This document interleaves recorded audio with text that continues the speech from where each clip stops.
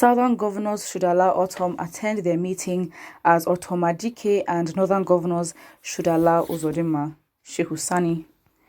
According to a tweet he made this afternoon, he suggested that the southern governor should allow Benue State Governor Samuel Ortom to attend their meeting as Ortomadike.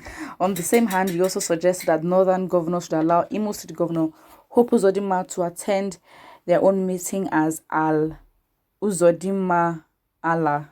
What? This is a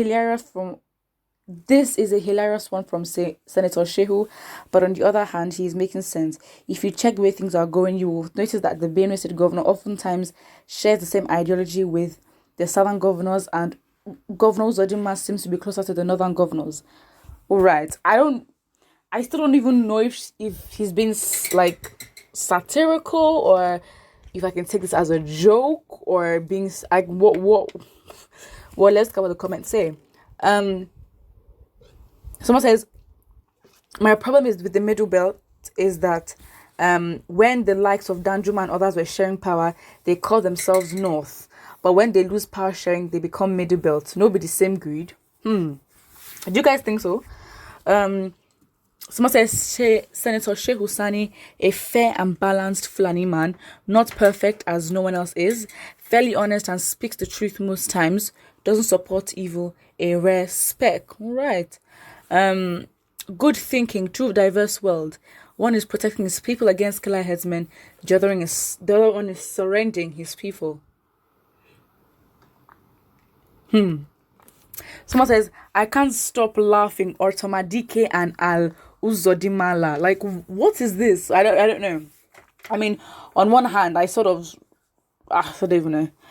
Someone says Hope Uzodinma should attend as Aturu Hausa. Okay, but it's not even like. At first, my first reaction was, is this sort of rebuttal as a joke towards the Attorney General, who said something about spare parts, and he goes, yeah. I thought it was sort of in that line. Obviously, that was very much recent. So yeah, someone says, how did Uzodinma become a governor he never would merit to start with? By measure, Uzodinma was awarded governorship opportunity by illegal court declaration because of their hidden agenda of maiming Igbos through him as an agent of the Fulani. Wow, do you guys believe that? I mean, one can argue that energy is always put towards ESN. It's never really put towards banditry, always put towards ESN. So again, one can say that obviously him representing the government allows him to sort of justify what he has to do especially against the Eagles. But because again, it's like he doesn't support them. He orders, the military to go after the ESN. So you might as well just assume that he's not on the side of Eagles, because to be honest, they are doing the jobs of the government in terms of, security and chasing out criminal elements. Someone says, Sani, why not condemn the bandit killings in Nigeria, right? Someone says, everyone is literally saying Uzodinma is a Fulani man.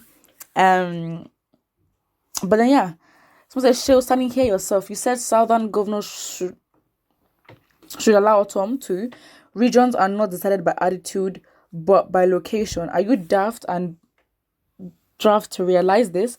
Okay, if he attends as an observer or what, why should he abandon his mandate to go sightseeing? Of course, it's sarcastic. At the end of the day, with his actions, he's never really been for the people. And it's very much, to some, he's literally seen as a pawn, as in a puppet of the government to achieve certain things. And of course, through that authority, he can literally just be like, you know what, I can give this order. And again, it's the orders he's given when it comes to security are normally, towards the ESN, not necessarily Fulani herdsmen. I mean, when Fulani herdsmen were literally ravaging, the southeast, he was, the vocals were not there. He was not as vocal. There was no meeting. There was nothing.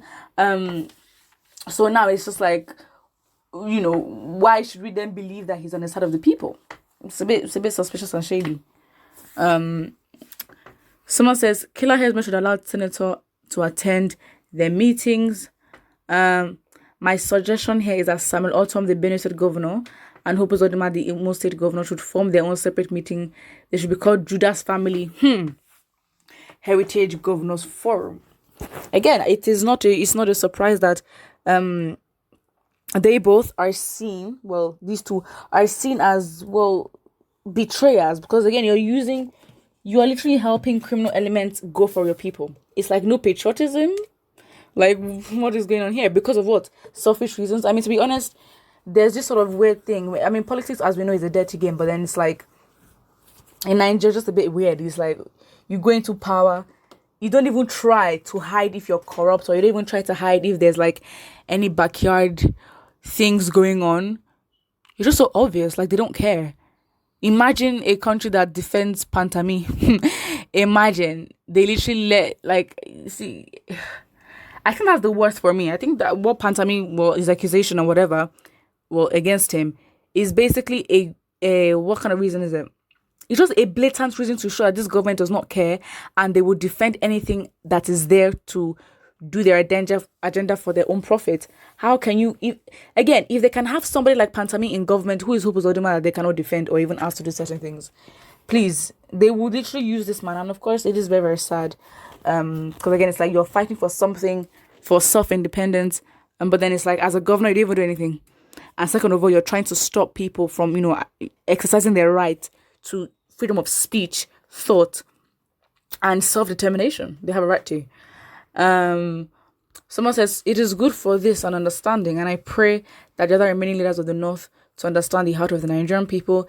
It is not only about talk, and talk, but well, it actually is. They talk and talk things that do not relate to what is being asked of them. And then we talk about how they talk. And then it's a cycle like that. I mean, and then we end up just talking and not even actually fixing what the problem could be in the country. So again, it is true. Do not lie. The Benue is South. Okay. But again, it's like with the Middle Belt, it's very much, I think that's where things get sticky, because it's where there's a merge. You can definitely see that, obviously, through history. You see that the Fulani were actually like colonizing parts of Nigeria, and they only stopped at the Middle Belt. So it begs to ask, what is actually the North? Like, where do they reach? And what set of people were there before the North sort of took over like that? Well, Fulanis. So yeah, put what I think about it in the comment section below. And don't forget to like and subscribe.